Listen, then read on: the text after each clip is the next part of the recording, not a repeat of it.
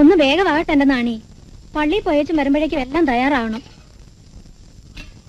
ഇതിന് തേങ്ങ അരച്ചില്ലേ? ഇതാ അരയ്ക്കാൻ പോവാ.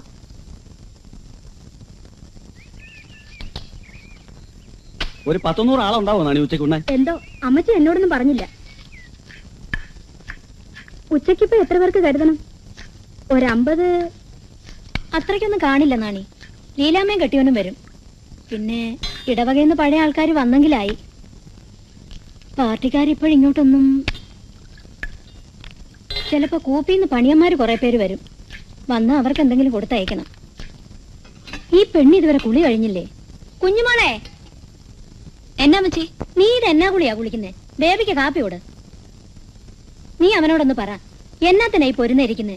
ആരെ പേടിച്ചിട്ടാ? ഇന്നെങ്കിലും പുറത്തിറങ്ങി പള്ളി വരെ ഒന്ന് വരാൻ പറ. അപ്പന്റെ ആണ്ടല്ലേ.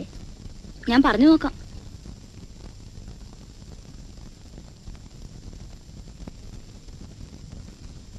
അച്ചായ, അച്ചായ,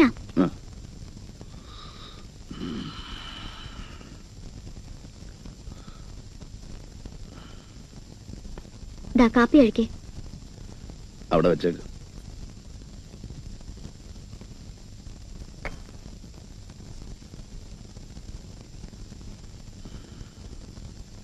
ഇതെന്നാ ഇരിപ്പാ? കുളിക്കുന്നില്ലേ? കുളിക്കാം. പള്ളി വരുന്നില്ലേ? നിങ്ങൾ വെക്കും, ഞാൻ പറയാന്നേക്കാം. ഇന്നെങ്കിലും പള്ളി വരെ ഒന്ന് വന്നൂടെ? അപ്പന്റെ ആത്മാവിനെങ്കിലും സമാധാനം ഉണ്ടാവട്ടെ. എടി കുഞ്ഞുമോളെ, അവൻ വരുന്നെങ്കിൽ വരട്ടെടി. നീ വാ. അമ്മച്ചി പറയുന്ന ഒന്നും നോക്കണ്ട. ആൾക്കാരെന്ത് പറയും അച്ചായ? പോരാഞ്ഞ് ചേച്ചിയും ചേട്ടനും പിള്ളേരും പള്ളിയിലോട്ട് വരും. ഇന്നെങ്കിലും അവരോട് ഉച്ചയ്ക്ക് ഉണ്ടിട്ട് പോവാൻ പറ. അവൾക്ക് അവളുടെ വീട്ടിൽ വന്ന് ഊണ് കഴിക്കുകയോ താമസിക്കുകയോ ചെയ്യണമെങ്കിൽ ഞാൻ പറയണോ? നിങ്ങൾ പറഞ്ഞാലും പോരെ? ഇപ്പൊ അങ്ങനെയല്ലല്ലോ. അന്ന് വഴക്കിട്ട് പോയത് പിന്നെ. കുഞ്ഞുമോളെ, നീ അമ്മച്ചെ കൊണ്ട് എന്നെ ചീത്ത കേൾപ്പിക്കാതെ കുഞ്ഞുമോളെ. എനിക്ക് വയ്യ ആളുകൾ കൂടുന്നിടത്തൊക്കെ വരാൻ. പേടിയല്ല, നാണം എനിക്ക് ആളുകളെ ഫേസ് ചെയ്യാൻ. തന്തയെ കൊല്ലുന്നാണല്ലോ അമ്മച്ച പോലും വിളിക്കുന്നേ. എനിക്ക് വയ്യ.